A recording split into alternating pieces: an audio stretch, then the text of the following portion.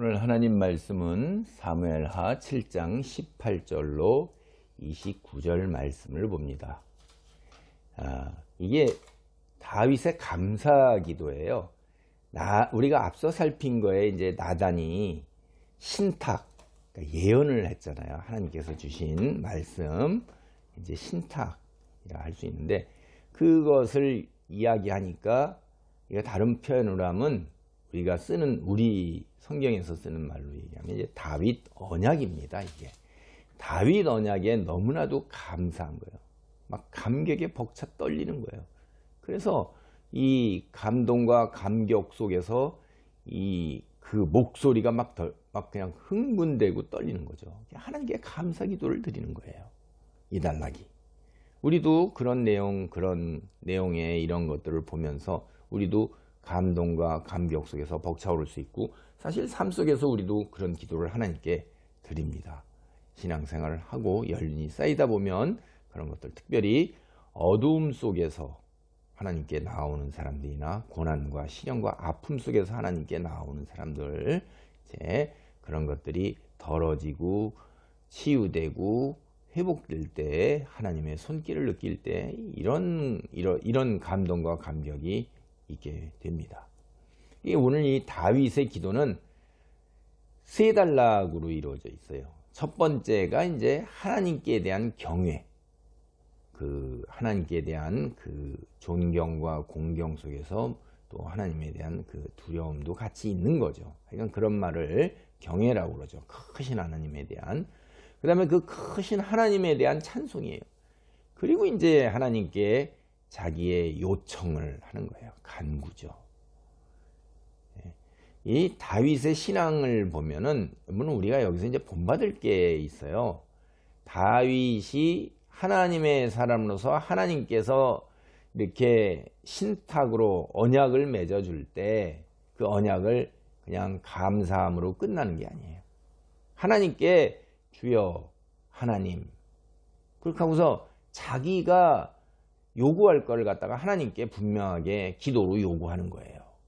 우리도 하나님께 이렇게 저렇게 해주십시오라고 요구하잖아요. 근데 다윗이 하나님에 대한 경외와 찬송, 그리고 끝에 하나님께 대한 요청, 이런 걸 기도로 담는 거에서, 우리가 이 다윗의 기도를 보면서 하나님께 감사를 드리고, 또 그 다음에 하나님께 이렇게 요청하거나 요구하거나 간구하는 거 있잖아. 이런 게 균형 잡힌 형태가 있어야 되는구나 하는 걸 우리가 이제 깨달을 수가 있어요. 그래서 이 오늘 본문에 나오는 이 다윗의 감사 기도가 다윗의 신앙뿐만이 아니라 이스라엘 전체의 기도에 있어서 이제 최고의 경지, 그러니까 조화와 균형을 이루면서 하나님께 전적으로 순종하면서도 하나님 말씀에 근거해서 하나님께 이제 하나님이 언약하신 것을 신실하게 이루어 주실 것을 또 간구한다 이 말이에요. 자기 욕심을 드러내는 게 아니에요. 무슨 얘기냐면, 세상에서 필요한 이런 모든 것들을 우리는 이제 하나님, 기복신앙적 관점에서 하나님께 나가서 그런 것들을 요구하는데, 그게 이제 굉장히 짧은 단견이라는 거죠. 그 기도가 필요하지 않다라고 그러는 게 아니에요.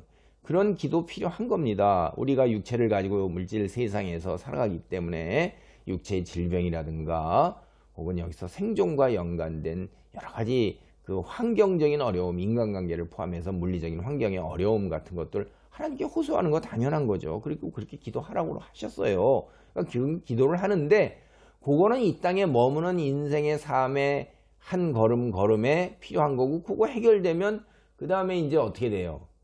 영원히 우리가 하나님 앞에 나아가서 하나님과 함께 하면서, 그 다음에 이 땅은 하나님께서 하나님의 나라로 창조를 하셨어요. 그리고 하늘에서 뜻이 이루어진 것이, 하나님의 뜻이 이 땅 위에 이루어지는 게 하나님의 뜻입니다. 그럴 때 내가 그 뜻을 이루어 가는데, 내가 이 땅에 하나님께서 나를 보내시고 생명을 주신 맡은 역할을 온전하게 이루어내는 게 이제 보다 본질적인 거고 더 중요한 것이지, 이 땅에서 내가 살아가는 것에서 내가 바라고 원하는 것들을 채우는 것이 이제, 그리고 나에게 주어진 하나님께서 때로는 내게 길을 걷게 하시잖아요. 베드로를 비롯한 12사도가 당대의 높은 자리에 올라가고 재산을 많이 갖고 이름나고 뭐 떵떵거리면서 그렇게 살 수도 있는데 하나님께서는 그렇게 안 하시고 어려운 십자가의 고난의 길, 가시밭길을 걷게 하셨는데 그렇게 함을 통해서 하나님의 역사, 하나님의 뜻이 이 땅 위에 이루어지는 거예요. 그 길을 누군가는 갈 때 받아들여야 되는 거거든요. 그래서 세상에 썩어 없어질 헛된 것들에 너무 이렇게 여기서 누리는 것에 이제 집착을 하게 되다 보면 세상 사람들처럼 그렇게 되고 즉각적이고 욕구 충족 순간 찰나에 머무는 그런 단견을 갖게 됩니다. 그거에서 좀 벗어나라 하는 거예요. 필요 없다는 것이 아니라 그것에 너무 집착하지 아니하고 그 부분을 덜어낼 수 있는 양이 크면 클수록 그거는 이제 신앙이 성숙해 가게 된다 하는 거죠. 그리고 하나님께서 주시는 그런 것들도 큰 하나님의 뜻이 있음을 믿고 순종하며 참고 인내하는 거죠. 이게 이제 신앙으로 그루터기와 연륜이 깊어지면서 그루터기가 크게 이렇게 형성이 되면서 많은 이들이 이제 그 그루터기 아래에서 쉼을 얻고 이제 평안과 안식을 얻고 위로를 받을 수 있게 되는 거죠. 누군가는 그런 역할을 감당할 수 있게 되는 건데 각자가 주어진 지체로서의 역할 이런 것이 훨씬 더 중요하고 본질적이다 하는 거예요. 그런 의미에서 이제 다윗도 하나님께 요구하는 것이 하나님이 언약으로 맺어주신 그것을 주여 대부분은 이제 그대로 이루어 달라는 것 속에는 놀라운 이 메시아 예언에 대한 그것을 바라보는 눈을 갖고 있었던 걸 우리가 여기서 깨달을 수가 있어요. 성경을 잘 살펴보시면 여러분이 그런 게 보일 겁니다. 첫째 단락은 하나님께 대한 경외입니다. 사무엘하 7장 18절로 20절입니다.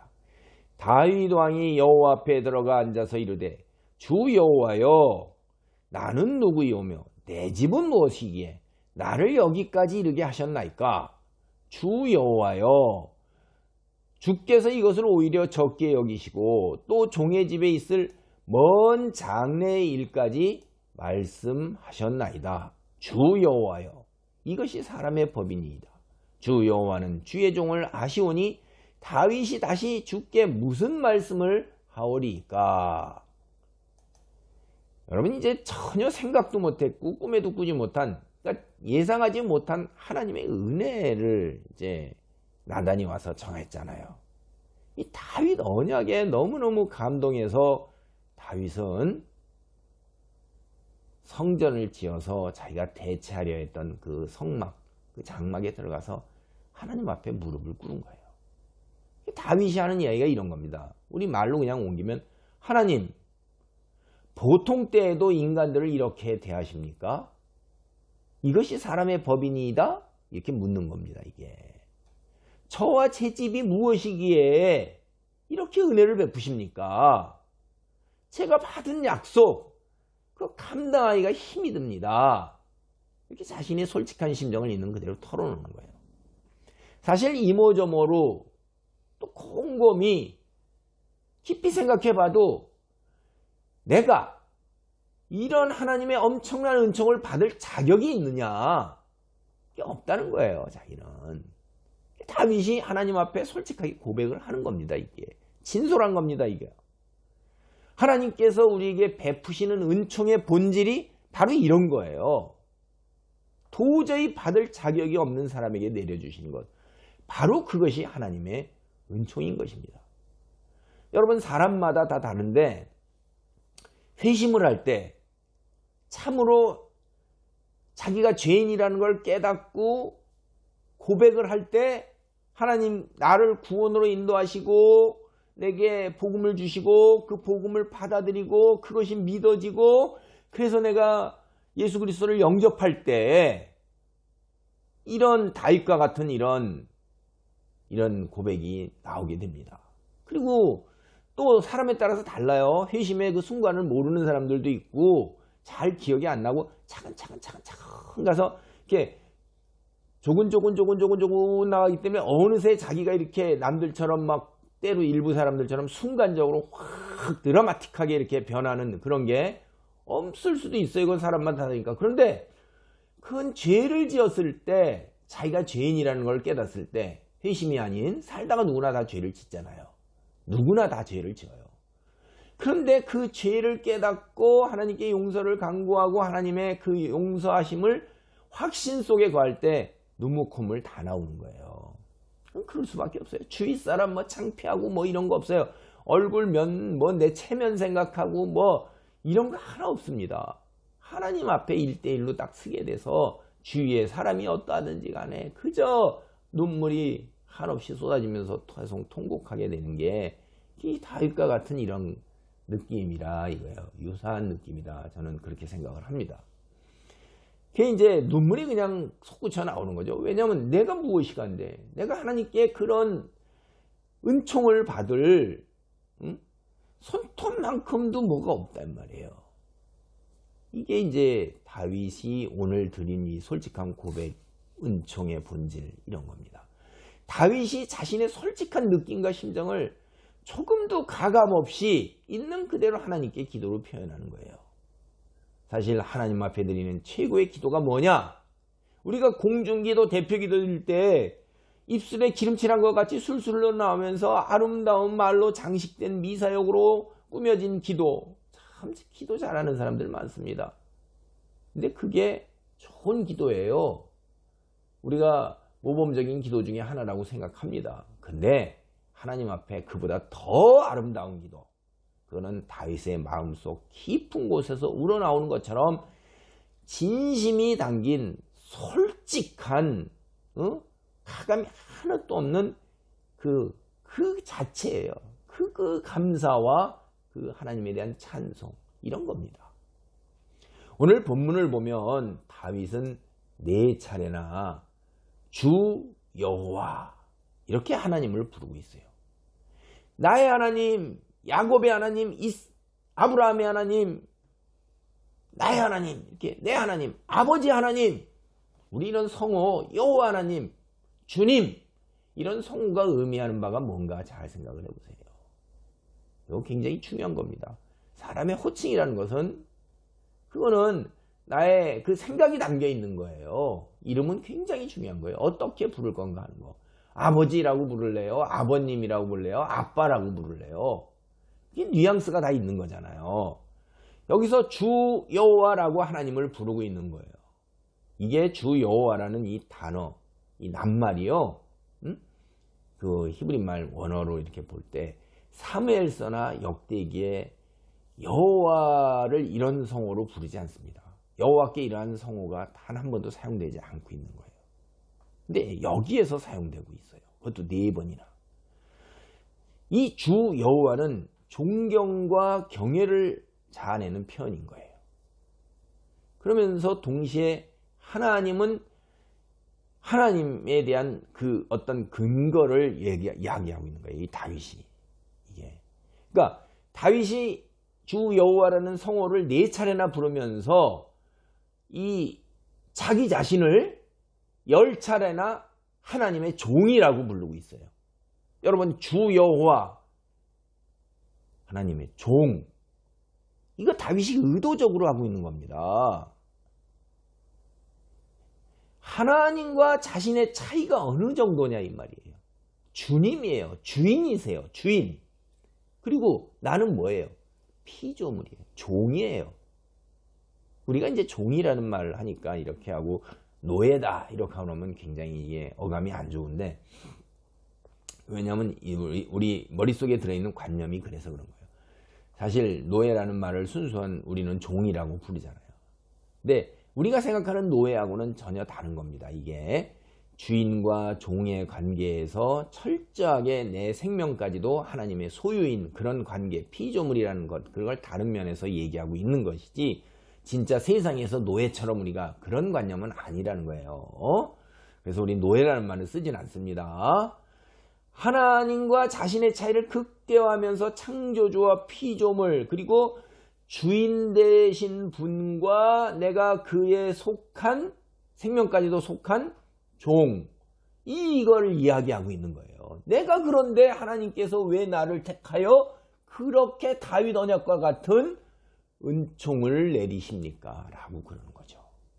그런데 다윗이 여기서 기억하고 있는 게 있어요.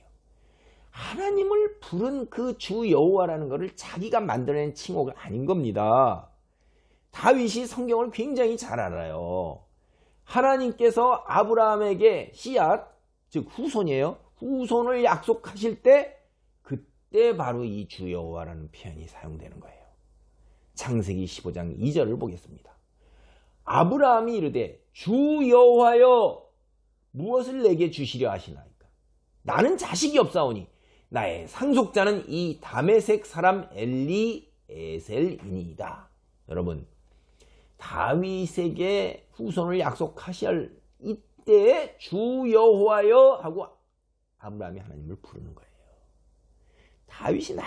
아브라함이 나이가 많고 도대체 자식이 생길 기미가 없고 세상적으로는 포기한 거잖아요. 그래서 그때 고대 근동 문화에 따라서 자기 집에서 부리는 사람 중에서 자기가 누구 하나 택하는데 자기 집을 돌보는 그 집사의 위치에 있는 청지기의 위치에 있어 모든 걸 다 관리 감독하는 그 사람이 믿고 신뢰할 만하니까 재산을 다 관리 감독하게 하는데 아들처럼 생각해서 물려주려고 그러는 겁니다. 하나님께서 그때 이렇게 후손을 줄 때 주 여호와여 이렇게 부르는 겁니다. 주님이라는 거예요. 그리고 여호와라는 건 우리가 그냥 부르는 게 아니라 언약 관계를 나타낼 때 여호와라는 말을 쓴다고 그랬잖아요. 그러니까 언약 관계, 하나님과 나의 관계는 언약을 맺은 관계이면서 또한 나의 주인 되시는 분이다 이 말이에요. 그러니까 항상 여기서 여호와 할 때 뭐예요? 언약이에요. 언약, 약속입니다. 그러니까 다윗도 지금 다윗 언약을 받았잖아요. 아브라함도 아브라함 언약, 약속을 받았잖아요. 다윗도 그 약속을 받은 그 분, 약속을 주신 그 하나님을 언약을 주시고 약속을 내게 해주신 하나님이라는 것을 강조하고 드러내고 자기가 관념적으로 이야기하고 있는 것입니다. 다윗 언약을 아브라함에게 주신 언약과 같은 맥락에서 이해하고 있는 거예요. 여러분 칭호를 같이 쓰는 거 그런 거 이해하셔요? 그런 거예요. 우리 세상도 그런 겁니다. 아빠 하고 막 이렇게 갈 때 옆에도 아빠 하고 그러지 옆에는 아버님 이거 다른 거예요. 굉장히 다른 겁니다. 그래서 여기에서 다윗도 아브라함에게 약속하신 아브라함의 하나님, 그 하나님이 바로 나의 하나님, 다윗의 하나님이십니다. 그 약속을 그렇게 부르는 거예요. 아브라함에게 주신 언약이 온 세상 족속들에게 영향을 미쳤죠. 우리가 창세기 12장 3절 보면 너를 축복하는 자에게 내가 복을 내리고 너를 저주하는 자에게 내가 저주하리니 땅의 모든 족속이 이로 말미암아 복을 얻을 것이라. 그러니까 여기서 아브라함에게 주신 언약은 온 세상 족속에 영향을 미치는데 다윗에게 주신 언약도 주 여호와라는 성호 속에서 아브라함의 언약의 맥락 속에서 다윗 언약도 그 맥락 속에 같이 있사오니 주여 당신이 주신 그 언약도 온 세상 범세계적인 그런 면모가 들어있다는 거예요. 다윗은 그걸 깨달은 거예요. 그러므로 하나님께서 다윗과 그의 집안을 선택하신 것, 이건 순전히 하나님의 선택이죠. 다윗이 고백에 앞서 그러잖아요. 나는 아무것도 없는데 하나님께서 나를 택하여 세우시고 약속을 주신 것입니다. 그런 거예요. 여호와께서 이스라엘을 선택하신 거 그거하고 견줄만한 거예요. 아브라함의 약속에 따라서 여호와께서 이스라엘 민족을 선택했잖아요. 그거 갖고 견줄만한 게 다윗을 선택해서 언약을 맺은 게 내 후손에 영원히 내게서 통치권이 떠나지 않으리라 하는 게 그게 예수 그리스도까지 이어져서 메시아로 이어져서 우리에게 오늘날 구원의 통로가 되는 거 아닙니까? 그리고 그렇게 그 하나님의 나라가 이 땅에 이루어질 것이 아닙니까? 이게 범세계 범우주적인 거예요. 참 하나님께서 이스라엘을 구원하신 것 약속을 지켰죠. 아브라함의 약속을. 다윗과의 약속도 또한 지키실 것이라고 다윗은 그렇게 해서 주 여호와여라고 부르는 거예요. 이게. 다윗 언약이 메시아적 성격을 갖고 있는 것입니다. 다윗은 하나님께서 자기에게 하신 언약을 메시아적 예언으로 받아들였던 거예요. 이게. 두 번째 단락은 언약에 대한 감사입니다. 사무엘하 7장 21절로 24절 말씀입니다. 주의 말씀으로 말미암아 주의 뜻대로 이 모든 큰 일을 행하사 주의 종에게 알게 하셨나이다. 그런즉 주 여호와는 위대하시니 이는 우리 귀로 들은 대로는 주와 같은 이가 없고 주 외에는 신이 없음이니이다. 땅의 어느 나라가 주의 백성 이스라엘과 같으리이까. 하나님이 가서 구속하사 자기 백성으로 삼아 주의 명성을 내시며 그들을 위하여 큰 일을, 주의 땅을 위하여 두려운 일을 애굽과 많은 나라들과 그의 신들에게서 구속하신 백성 앞에서 행하셨사오며 주께서 주의 백성 이스라엘을 세우사 영원히 주의 백성으로 삼으셨사오니 여호와여 주께서 그들의 하나님이 되셨나이다. 주께서 그들의 하나님이 되셨나이다. 다윗은 자신의 연약함과 하나님의 위대하심을 비교하면서 찬송을 드려요. 두 번째 달력이 이제 언약에 대한 감사, 찬송 드리는 거잖아요. 네 가지로 이제 주님을 찬양하는데, 첫 번째, 주님은 종에게 자신의 일을 알려주시는 분입니다. 여러분, 노예에게 주인이 자기 계획을 얘기하고 뭘 얘기를 해요? 노예잖아요. 알아들을 만한 수준도 안 되는 거고, 노예는 노예일 뿐이지. 응? 그 노예는 소유물이고 생명까지 이제 그랬었는데 소유란 말이에요. 이게 우리가 세상 생각하는 거하고 달라요. 여기 보세요. 우리는 종이라는 표현이 뭐냐? 하나님의 생명까지도 다 하나님께서 내게 주시고 하나님께 달려있다라는 그런 면에서 이야기하는 거하고, 노예라는 우리 세상 생각하는 관념하고 다르다는 걸 제가 자꾸 얘기를 해요. 그러니까 우리는 노예라는 말 쓰지 말고 눌러서 종이라는 말을 써야 돼요. 근데 하나님이 얼마나 우리를 인격적으로 대하신 분이냐면, 종인데도 불구하고 하나님의 계획에 동참시키시고 하나님의 계획이 이루어가는데 그 일을 맡도록 하시고, 그리고 그런 일들조차 다 일일이 세세하게 알려주시는 분이세요. 종이에요? 자녀요, 백성인 것입니다. 이게 종이의 면이 있는 것이죠. 고대 근대의 종교적 정서에서 신은 그때 어떻게 생각하면 인간을 귀찮게 여기는 걸로 생각했어요. 아우, 층 차이가 엄청나잖아요. 신과, 전능한 신과, 천상계에서 사는 신과 밑에서 그들이 만든 그 육체로 사는 이 인간. 아우, 근데 너네 그냥 그 인간이 신에게 달라붙어 가지고 뭘 이루어 주십사 귀찮게 굴잖아요. 이렇게 생각해요. 근데 이 당대 다윗은 뭐예요? 하나님 귀찮게 하시는 게 아니라, 하나님이 귀찮아하시는 게 아니라 다가오셔서 인격적으로 알려주셔요. 이게 다윗의 고백은 당대에 보면 이건 혁명적인 거예요. 획기적인 겁니다. 다윗은 한없이 인격적이시며 자신의 백성들에게 모든 것을 자상하게 알려주시는 하나님을 찬양한 거예요. 둘째, 여호와는 거룩한 분이십니다. 거룩의 가장 기본적인 의미가 뭐냐? 차별화, 구별화예요. 세상 사람들을 보니까 다르다. 여러분, 요새 경향이 뭐예요? 트렌드라고 그러는 거. 다 연예인이건 이제 개인이건 간에 남들하고 다른 개성, 튀는 걸 얘기하잖아요. 머리도 어떻게 하면 남들과 다르게 할까? 아니, 옷도 어떻게 하면 남들과 다릅니까? 신발도 남들 두 짝을 같게 신으면 나는 한 짝은 다르게 신고, 양발도 뭐 빨간 양발을 안 신는다 그러면 일찍부터 우리나라의 유명한 김아무개 화백은 빨간 양발을 신는 걸로 자신을 차별화시켰어요. 니들 못하지, 나는 이렇게. 그게 차별화예요. 그러니까 우리 그리스도인들이 세상하고 너희는 못하지 하고 우리는 자랑하거나 드러내진 않아요. 겸손하게. 근데 세상 사람들은 너희는 못하지, 나는 이런 거야 라고 자신의 우월함을 드러내는 거예요. 그게 자신의 개성을 통해서. 그리고 많은 물개박수 받으려는 거고 관심 끌려고 그러는 그런 사람들이죠. 근데 우리는 그건 아니에요. 우리는 오로지 당신들하고 다르다라는 그 차별, 구별만을 드러내는 거예요. 뭘로? 재물에 있어서, 쾌락에 있어서, 그리고 삶에서 당신 세상 사람들은 자기가 우선이지만 우리는 하나님 우선이란 말이에요. 그런 걸로 이제 구별되고 차별화돼서, 야, 그리스도인하고 우리는 달라. 예수 믿는 사람들은 우리하고 달라. 자기가 손해봐. 아유, 어떤 땐 희생도 안 해. 그런 사람도 있어. 아, 양보는 그 사람은 기본이지. 우리는 양보 못하고 손해 못 봐. 어떻게 그렇게 근데 저 사람들은 그러네. 이런 구별화 차별화예요. 그게 거룩인 것입니다. 다윗은 세상의 그 어떤 신과도 비교될 수 없는 구별된 분으로 하나님의 거룩하심을 강조하고 있어요. 세상 신들은요 뭐예요? 자기를 위해서 사람이 있는 거고 사람들은 또 그런 신들과 거래를 해서 먹을 거 제사 많이 드려가지고 우리가 드리는 걸 통해서 저들이 먹고 산다 그렇게 생각을 하고, 그러니까 내가 이렇게 정성 드리고 치성 드리고 때로는 인신공양까지 했으니까 내 소원을 들어달라 뭐 이러는 거예요. 서로 거래죠. 하나님은 우리하고 거래하세요.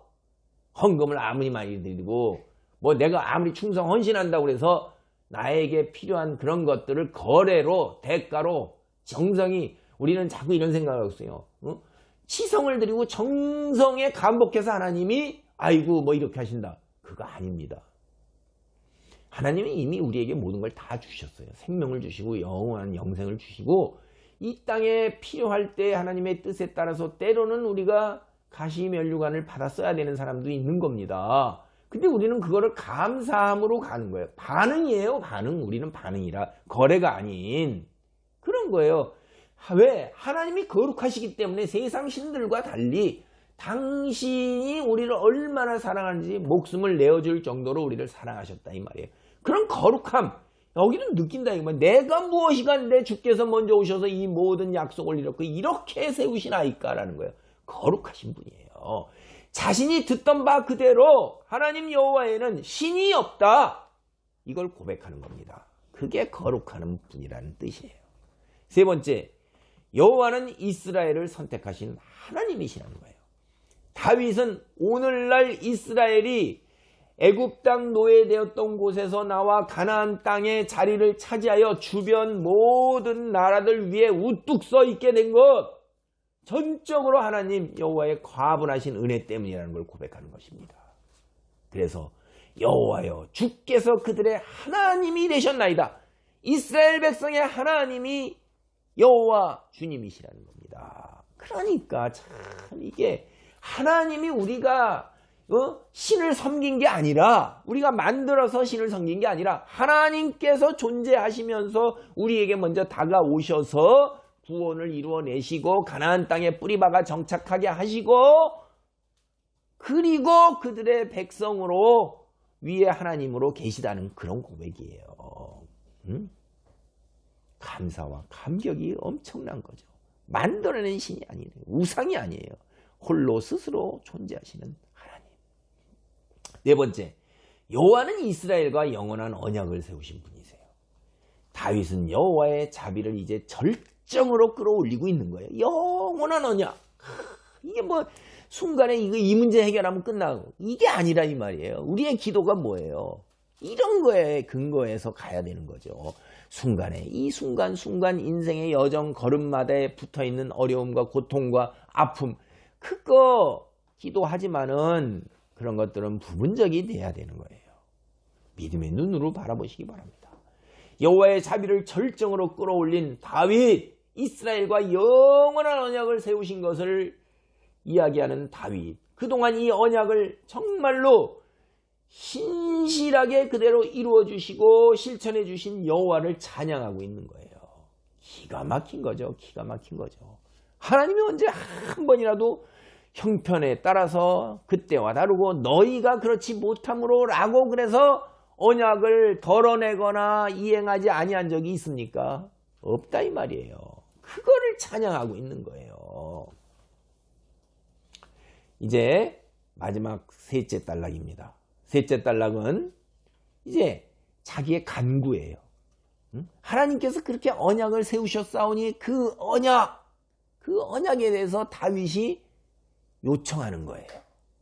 사무엘하 7장 25절로 29절입니다. 여호와 하나님이여 이제 주의 종과 종의 집에 대하여 말씀하신 것을 영원히 세우셨사오며 말씀하신 대로 행하사 영원히 주의 이름을 크게 높여 이르기를 만군의 여호와는 이스라엘의 하나님이라 하게 하옵시며 주의 종 다윗의 집이 주 앞에 견고하게 하옵소서.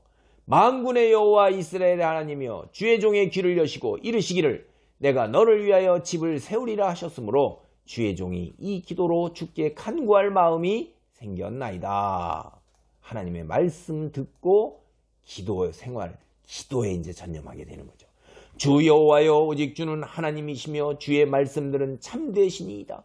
주께서 이 좋은 것을 주의 종에게 말씀하셨사오니 이제 청하건대 종의 집에 복을 주사 주 앞에 영원히 있게 하옵소서. 주 여호와께서 말씀하셨사오니 주의 종의 집이 영원히 복을 복게 하옵소서 하니라. 다윗은 여호와의 신실하심과 거룩하심을 절정에 올려놓은 뒤에 자신의 요구를 하나님께 드린 겁니다. 아주 확실하게 챙길 것은 챙기는 그런 방법이죠. 이게 다윗의 논리를 우리가 찬찬하게 한번 이 본문을 지금 제가 천천히 읽어드리는데 꼼꼼하게 한번 잘 살펴보세요.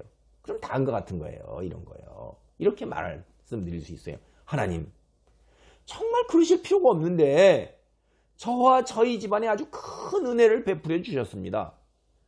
근데 하나님은 예전부터 약속을 아주 철저하게 잘 지키시는 분이셨습니다.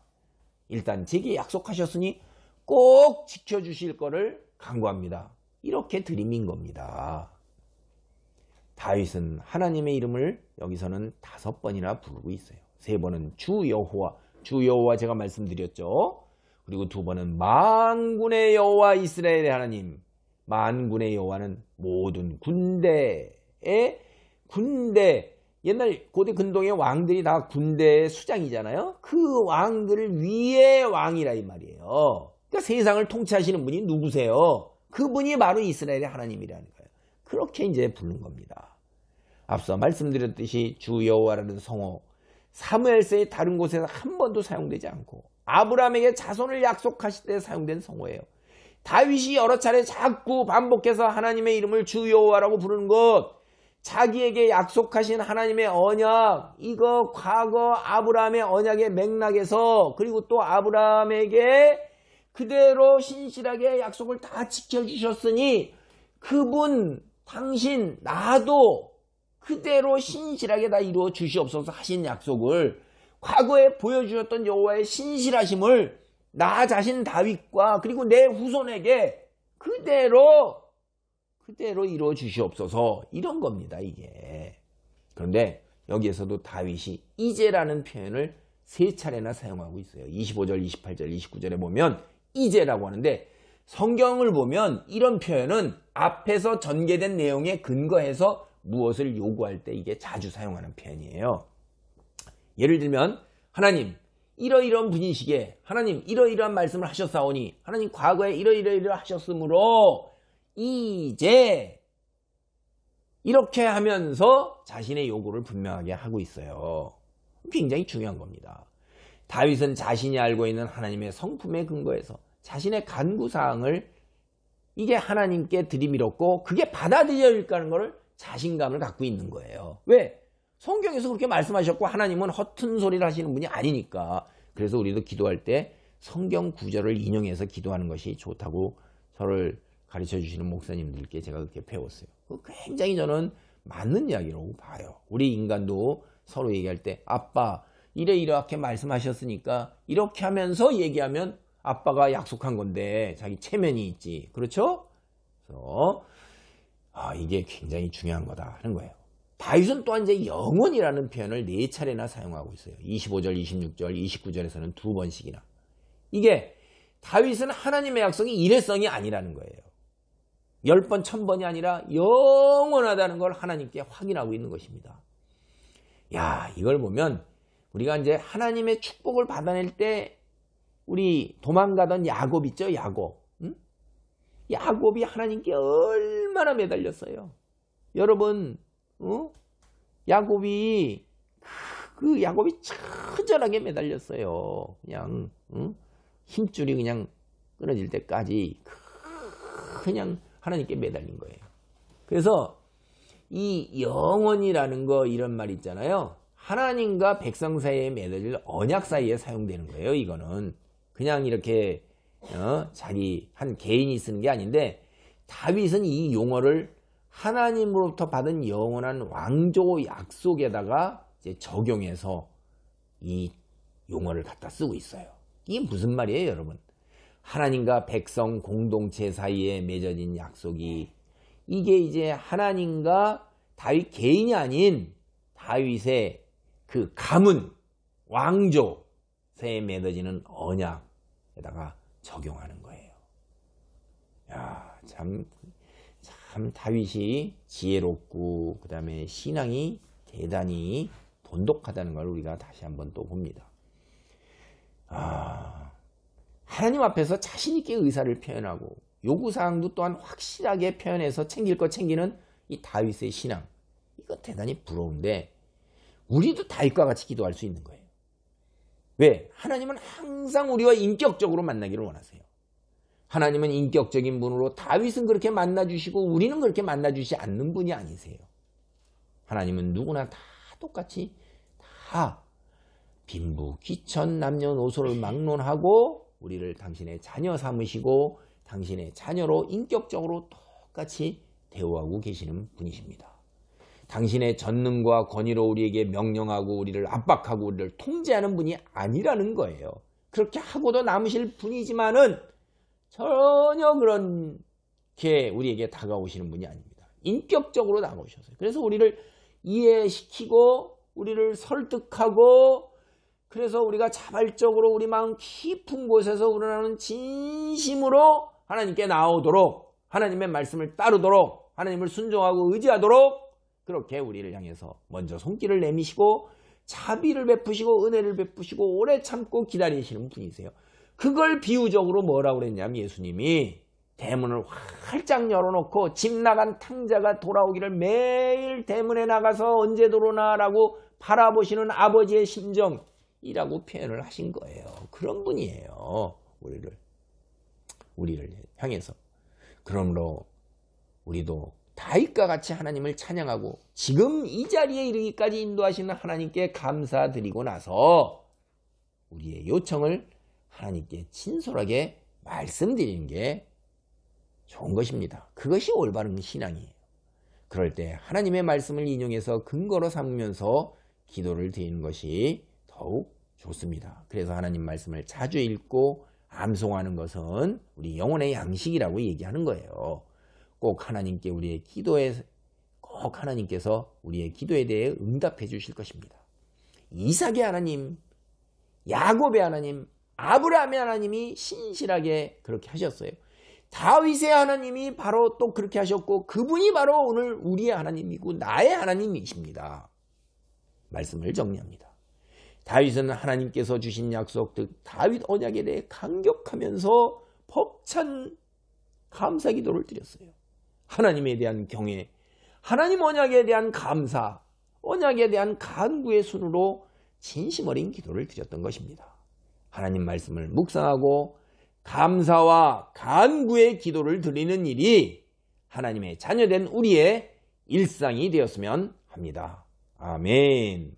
하나님께 기도하겠습니다. 여호와 아버지 하나님 감사합니다. 오늘 우리를 이 자리까지 세우시고 인도하신 하나님, 아브라함의 하나님, 이삭의 하나님, 야곱의 하나님, 다윗의 하나님이 바로 오늘 나의 하나님이심을 믿습니다. 감사합니다. 아버지 주여, 이 땅에 살면서 이렇게 너무나도 풍성한 것으로 채우시고 영원한 영생을 허락하셨사오니 주님을 찬양하고 경배합니다. 특별히 이 땅의 삶의 여정에서 우리에게 필요한 것 아버지 하나님이여 우리를 넉넉하게 채우시고 그 채우신 것을 통하여 하나님의 사랑과 이웃사랑을 실천할 수 있는 권능을 제게 허락하여 주시옵소서. 마라난타 주 예수여 속히 오사 하나님의 나라가 이 땅에 속히 이루어지기를 간절히 바랐고 또한 그 일에 부족하지만 하나님 맡겨주신 역할 소명 하나님의 자녀로 우뚝 서서 빛을 발하는 그 소명 잘 감당하도록 지키시고 보호하여 주시옵소서. 예수님의 이름으로 기도하옵나이다. 아멘.